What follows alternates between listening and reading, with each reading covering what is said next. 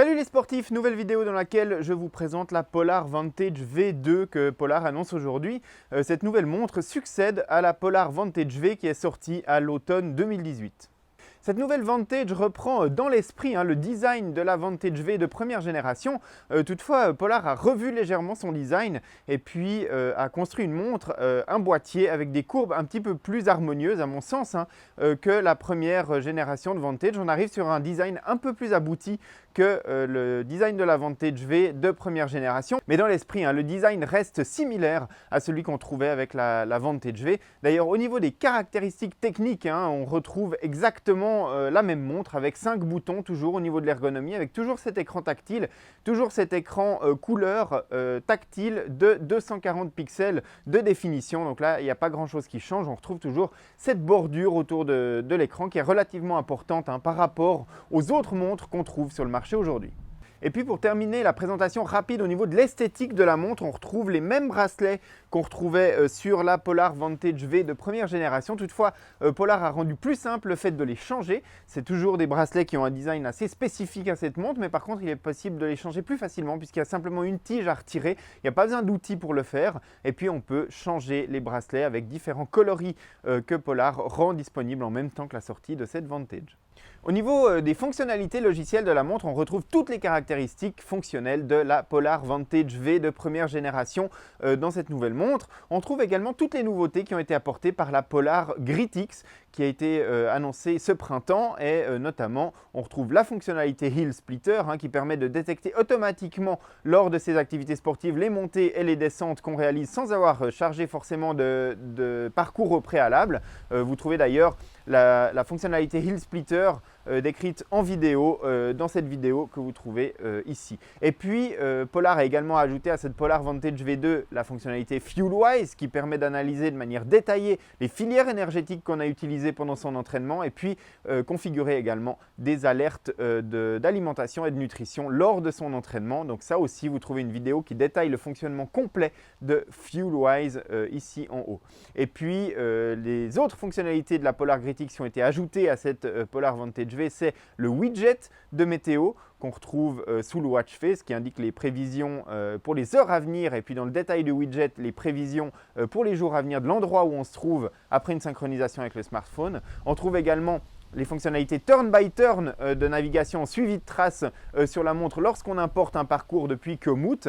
Donc là, on aura les indications tourner à gauche, tourner à droite lorsqu'on arrive à un changement de direction. Et puis évidemment, il reste possible de suivre n'importe quel parcours GPX sur cette Polar Vantage V2 que l'on chargera dans Polar Flow. Simplement, on ne bénéficiera pas lors de cette navigation-là d'indication turn by turn. Et puis une autre fonctionnalité qui est présente sur la Polar Gritix qui est également disponible dans cette Polar Vantage V2, c'est la possibilité de configurer des options d'économie d'énergie. Donc la montre affiche en plus du pourcentage de batterie restant la durée estimée de fonctionnement dans le mode qu'on a sélectionné. Il est possible de configurer différents éléments au niveau de l'économie d'énergie comme l'activation ou non du capteur cardio-optique ou alors de changer la fréquence d'enregistrement GPS, par exemple passer l'enregistrement de la seconde à un enregistrement à la minute ou à 2 minutes pour augmenter l'autonomie de la montre, bien évidemment au détriment de la précision de la trace GPS. En plus de ces nouveautés qui sont issues de la Polar Gritix, la Polar Vantage V2 intègre aussi d'autres nouveautés qui sont propres à cette montre. On retrouve d'ailleurs dans la catégorie des tests 3 nouveaux tests. Un test guidé de FTP pour le cyclisme, donc qui nous permettra de définir facilement sa FTP en utilisant un capteur de puissance. Un test de type test VMA accompagné également pour la course à pied, donc pour définir son niveau de performance en course à pied. Et puis enfin un test de récupération qui consiste à faire des sauts statiques pour savoir à quel point on a récupéré de nos entraînements des jours précédents. Donc tout cela, on les trouve dans le menu test de la Polar Vantage V2. De plus, sur la Polar Vantage V2, on retrouve un nouveau widget qui permet de résumer la semaine d'entraînement en cours ou alors la semaine précédente si on n'a pas encore enregistré d'entraînement dans la semaine en cours et qui affiche le récapitulatif donc en temps, en volume d'entraînement, donc la durée totale d'entraînement de la semaine en cours et puis également autour du cadran, on retrouve la répartition des zones de fréquence cardiaque de l'entraînement. Et puis si on va dans le détail de ce widget, eh bien on retrouve différentes informations sur les séances de sport qu'on a effectuées durant la semaine. Et puis on trouve également dans cette nouvelle Vantage V2 une fonctionnalité que Polar a pas mal teasé dans sa campagne d'annonce de la Vantage V2, c'est la possibilité de contrôler la musique du smartphone avec la montre. Donc non, la montre Polar Vantage V2 n'intègre pas de musique à proprement parler dans la mémoire de la montre. On pourra simplement utiliser la montre pour piloter le lecteur de musique qui se trouve sur son smartphone, mais pas de musique intégrée directement dans la Polar Vantage V2. Et puis dernière fonctionnalité qu'on retrouve sur cette Polar Vantage V2, c'est la possibilité d'activer ou de désactiver certains widgets sous les watch face. Comme ça, on pourra facilement désactiver les widgets que l'on n'utilise pas. Donc voilà pour les principales caractéristiques de cette Polar Vantage V2 dont vous retrouvez le test de fond en comble publié sur nakan.ch en même temps que cette vidéo.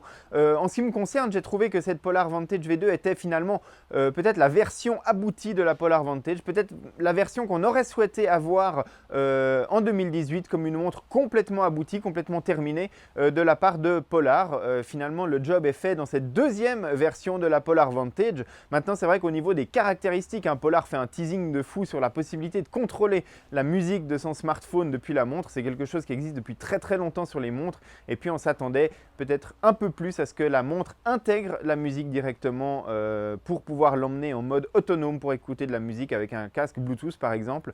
Eh bien, ce n'est pas le cas. C'est vrai que Polar se concentre vraiment sur les fonctionnalités très sportives et performances de sa montre, rajoute peu de fonctionnalités connectées comme le widget météo ou la lecture de musique, mais avec le teasing que Polar a fait, c'est vrai qu'on s'attendait plus facilement à ce qu'il y ait de la musique intégrée dans la montre. Toujours pas de cartographie non plus dans cette Polar Vantage V, c'est pas vraiment la direction que souhaite prendre Polar apparemment.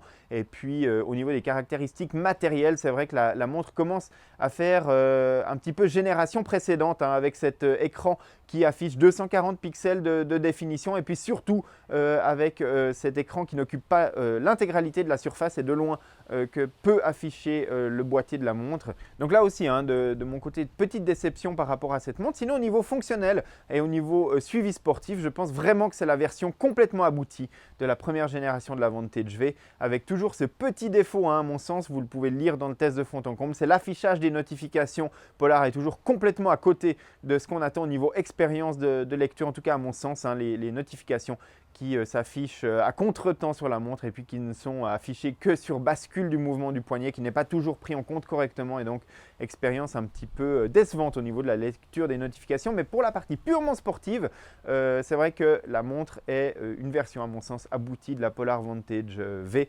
Maintenant, Polar va devoir travailler pour avoir une montre dans sa prochaine génération qui soit vraiment adaptée à la concurrence et au marché, qui commence vraiment à faire beaucoup d'innovations par rapport à ce qu'on trouve dans cette montre, principalement, je l'ai dit, au niveau de l'écran, au niveau matériel, et puis pourquoi pas la possibilité d'afficher plus de champs de données par page ou de manière plus dynamique. Enfin voilà, ça c'est à Polar de travailler sur sa prochaine version. Donc voilà pour cette vidéo de présentation initiale de cette Polar Vantage V2. Moi je vous retrouve très prochainement sur nakan.ch, sur lequel le test de fond en comble de cette montre est déjà en ligne, et puis sur les réseaux sociaux et sur nakan.ch pour l'actualité du sport connecté. Si cette vidéo vous a plu et vous a été utile, merci de lui mettre un petit pouce bleu, ça aide à développer la chaîne YouTube de nakan.ch. Vous pouvez également vous y abonner pour ne manquer aucune des prochaines vidéos. Voilà, merci et à bientôt.